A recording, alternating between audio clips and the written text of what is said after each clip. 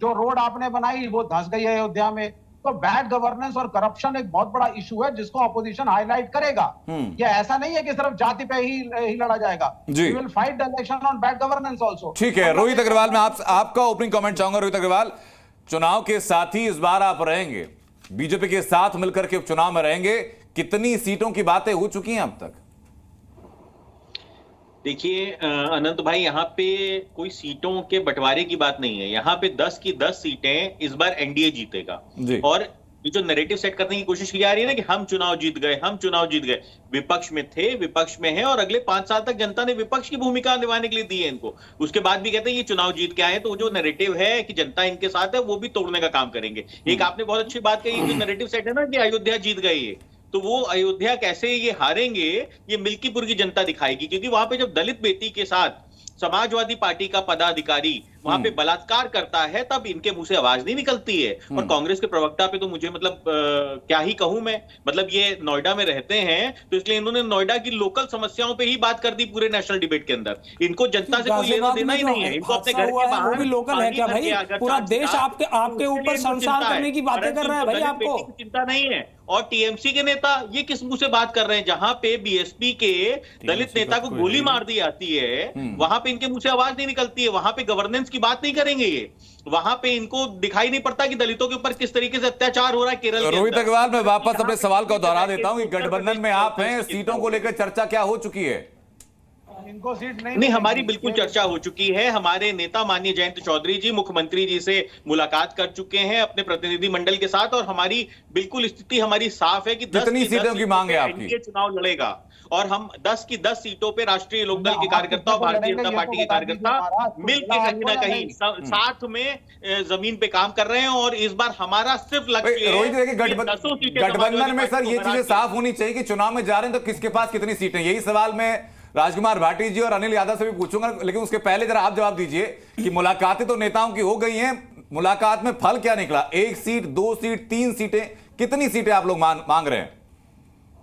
देखिए, हमारा जो गठबंधन है यहाँ पे स्वार्थ का गठबंधन नहीं है। यहाँ पे एक दूसरे के साथियों का सम्मान होता है। यहाँ पे अगर हम 10 सीटें लड़ रहे हैं तो हम 10 सीटें एक साथ। अभी आदर्शवादी बातें होती हैं सर, राजनीति में रह के राजनीतिक महत्वाकांक्षाएं ना हो, ये चुनाव लड़ने की महत्वाकांक्षा ना हो, ऐसा होता नहीं है सर। ये गठबंधन, धर्म निभाना, ये सब बातें कहने में और किताबों में अच्छी लगती हैं। अनंत जी, हम तो ये कह रहे हैं कि हम 10 की 10 सीटों पे भारतीय जनता पार्टी के साथ गठबंधन। ठीक है शलभ जी, मैं वापस आपकी बात में आ जाता हूं, दोनों चीजों का आप उत्तर दीजिएगा। जो बांग्लादेश को लेकर के नैरेटिव पर जो काउंटर किया गया कांग्रेस और समाजवादी पार्टी की तरफ से, वो, और दूसरा गठबंधन धर्म में सीटों के बंटवारे को लेकर हालात क्या है? देखिए, अभी हमारे अनिल यादव जी, हमारे बहुत अच्छे दोस्त, बोल रहे थे कि योगी जी विदेश मंत्री हैं, तो क्या राहुल गांधी संयुक्त राष्ट्र संघ के महासचिव थे क्या, जो फिलिस्तीन पर आंसू बहा रहे थे? प्रियंका वाड्रा का संयुक्त राष्ट्र संघ की चेयरपर्सन थी क्या, कि वो फिलिस्तीन पे आंसू बहा रहे थे? देश तो ही पूछ रहा है कि फिलिस्तीन पे इतने आंसू, घोषणा पत्र में भी आपने चर्चा कर दी। और किस प्रकार का नैरेटिव फैलाना कि नहीं साहब बांग्लादेश में दंगे नहीं हो रहे हैं। अरे बांग्लादेश के जो कार्यवाहक प्रधानमंत्री के तौर पर जिनका नाम आ रहा है, उन्होंने अपने पहले प्रेस स्टेटमेंट में अपील की है कि अल्पसंख्यकों पर मत हमले करो। वहां पर मंदिर जलाए जा रहे हैं, वहां पर दलितों को ढूंढ ढूंढ कर मारा जा रहा है, दलित बहनों के साथ बलात्कार किया जा रहा है। और जोगिंद्रनाथ मंडल जी को भूल गए क्या? जोगिंद्रनाथ मंडल जी, जिनको बाबा साहब ने कहा था कि मत जाओ पाकिस्तान, आप दलित समाज के लोगों को लेकर पाकिस्तान जा रहे हो, भारत में हिफाजत से रहोगे। जोगिंद्रनाथ मंडल जी गए थे, वही हाल आज बांग्लादेश में दलित परिवारों के साथ हो रहा है। लेकिन क्योंकि उन दलितों का वोट नहीं है कांग्रेस पार्टी को पाना, इसलिए नहीं बोलेंगे। आज ये फिलिस्तीन में बोलेंगे पर बांग्लादेश में नहीं बोलेंगे, क्योंकि इनका वोट बैंक खराब हो जाएगा। ठीक है, मैं सीट बंटवारे पर बात करूंगा सर, लेकिन अनंत विजय जी से मैं इस पर कमेंट लेना चाहूंगा। अनंत विजय जी, क्या उत्तर प्रदेश के उपचुनाव के अंदर हिंदू और मुसलमान की परिपाटी खींचने के लिए बांग्लादेश में हुए दंगों का सहारा लिया जाएगा, और क्या वो फॉर्मूला कारगर रहेगा? देखिए, बांग्लादेश में जो हिंदुओं की हत्या हो रही है वो किसी राजनीति का हिस्सा नहीं है। बिल्कुल, मुझे बहुत अफसोस है कि जो लोग वहां के विपक्षी दलों के नेताओं की हत्या और निर्दोष हिंदुओं की हत्या को एक तराजू में रखकर तौल रहे हैं। ये बहुत कायदे से एक नैरेटिव चलाया जा रहा है कि वहां सब लोगों की हत्याएं हो रही हैं। तो विपक्षी दल के नेताओं की हत्या, इस तरह के जो क्रांतियां, कथित क्रांतियां होती हैं, उसमें स्वाभाविक हैं, उसमें खून बहता है। लेकिन उन निर्दोष हिंदुओं का क्या, वो तो सिर्फ धर्म के आधार पर मारे जा रहे हैं, वो राजनीति के आधार पर नहीं मारे जा रहे। तो इसलिए कृपया, वो भारत के नागरिक हैं, और भारत से उनका एक रागात्मक संबंध है। अगर उनकी वहां हत्या हो रही है तो सारे दलों को एक स्वर में, और अगर आपको लगता है किसी तरह से कि उसका उपयोग यहाँ हो जाएगा राजनीति में, तो आप एक बार हिंदुओं की हत्या की निंदा तो कर दो, इनकी राजनीति खत्म कर दो जी। पर आपको जो है वो अल्पसंख्यकों की राजनीति करनी है। आपको अल्पसंख्यकों को लुभाने के लिए किसी भी हद तक, चाहे बहुसंख्यक जनता की, चाहे हिंदुओं की कितनी हत्या हो जाए। अभी विभाजन विभीषिका दिवस आने वाला है, कल को तो आप ये भी कह दोगे कि विभाजन विभीषिका दिवस पर जो हिंदुओं की हत्या हुई थी वो सिर्फ इसलिए कहा जा रहा है झेलम में 400 लोगों को काट के बहा दिया गया था, वो किताबें आ रही हैं इस तरह की, तो आप कहोगे ये तो चुनाव के लिए हो रहा है। अरे सत्य है, सत्य को तथ्य की तरह स्वीकार करना चाहिए और उस पर अपनी बात रखनी चाहिए। अगर आप जस्ट होने का दावा करते हो, आप सेकुलर होने का भी अगर दावा करते हो कथित तौर पर, तो राजकुमार भाटी जी जवाब दीजिए इस बात का, क्या वाकई में, क्योंकि देखिए ये नैरेटिव है, ये पब्लिक डोमेन में नैरेटिव है कि समाजवादी पार्टी के लिए मुस्लिम वोट MY इक्वेशन तो बहुत पुराना कहा गया था, मुस्लिम वोट बहुत प्राथमिकता पर रहते हैं। और अगर ये कह दिया गया कि बांग्लादेश के अंदर जो मेजॉरिटी है जो इस्लामिक को मानती है वो माइनॉरिटी यानी हिंदू पर अटैक कर रही है, तो यहां चुनावी नुकसान हो सकता है।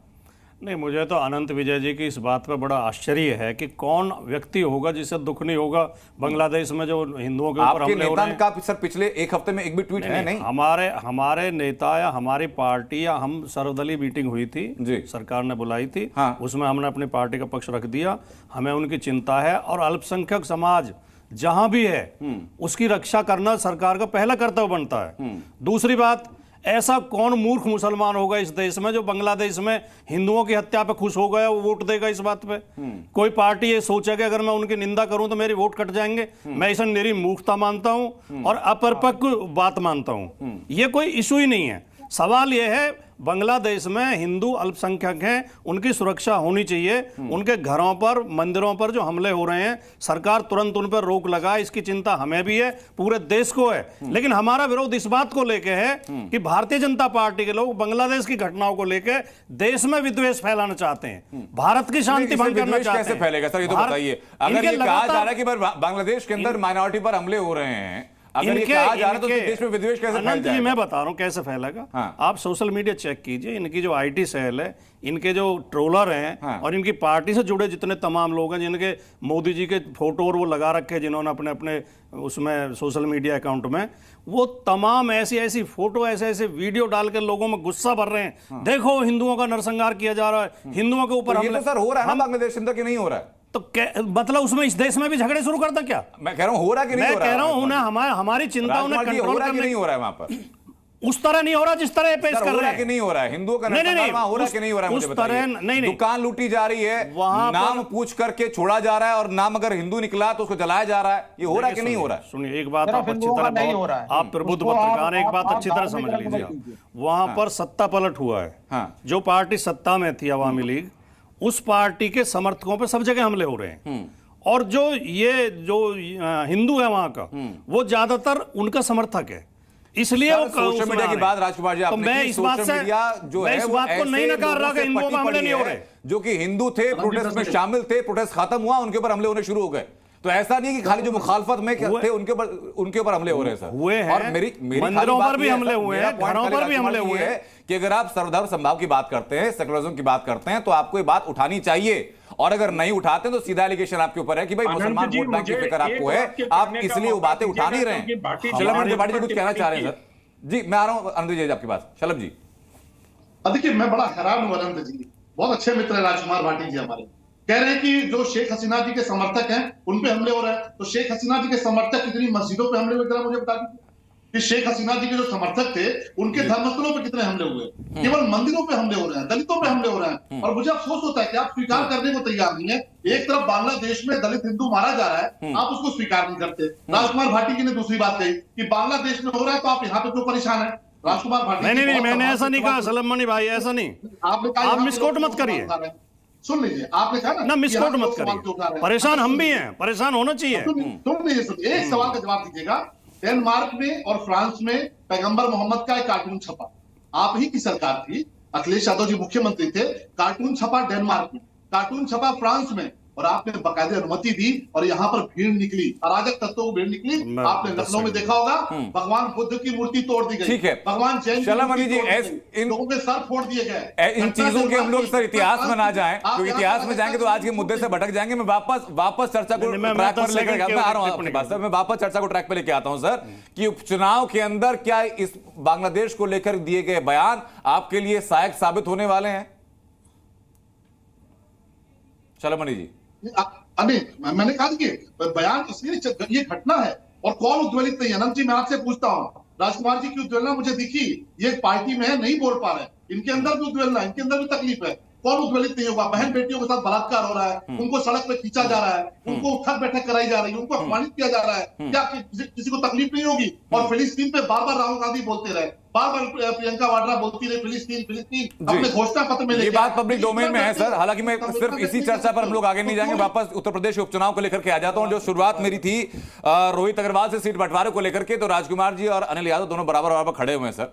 अब जरा आपस में सहमति से बता दीजिए कि उपचुनाव में 10 में से कितनी सीटें किसके पास हैं? मैं वापस ट्रैक पे आ जाता हूं। राजकुमार जी, शुरुआत मेरी आपसे, इसके दो जवाब मैं देना चाहूंगा। पहली बात तो सीटों का बंटवारा चैनल पे नहीं होता है, सीटों का बंटवारा सर हुआ कि नहीं, बता रहा हूं, बोल रहा हूं, नहीं अभी नहीं हुआ है। जैसी चुनाव की घोषणा होगी, चुनाव की डेट आएगी, बहुत प्यार के साथ, मोहब्बत के साथ, बहुत एक राय के साथ हमारा बंटवारा हो जाएगा। किस आधार पर बंटवारा होगा सर? नहीं, आधार हम क्यों बताएं चैनल पे? वो हम बंद कमरे में बात करेंगे। मतलब गठबंधन करेंगे तो आधार बताएंगे आप, गठबंधन करेंगे तो आधार बताएंगे, सीटें बांटेंगे, नेता चुनेंगे तो आधार नहीं बताएंगे। देखिए, पार्टी की पॉलिसी, पार्टी की रणनीति, पार्टी के गठबंधन के क्या क्या वो हैं, वो चैनलों पर डिबेट नहीं हुआ करती, गली में खड़े होकर नहीं होती, वो बंद कमरों में बैठ के होती है। हम तय कर लेंगे, लेकिन हम मिलकर लड़ेंगे। यहाँ पर हैं हम लोग, लेकिन हम मिलकर के अंदर हम 3 ही लोग हैं।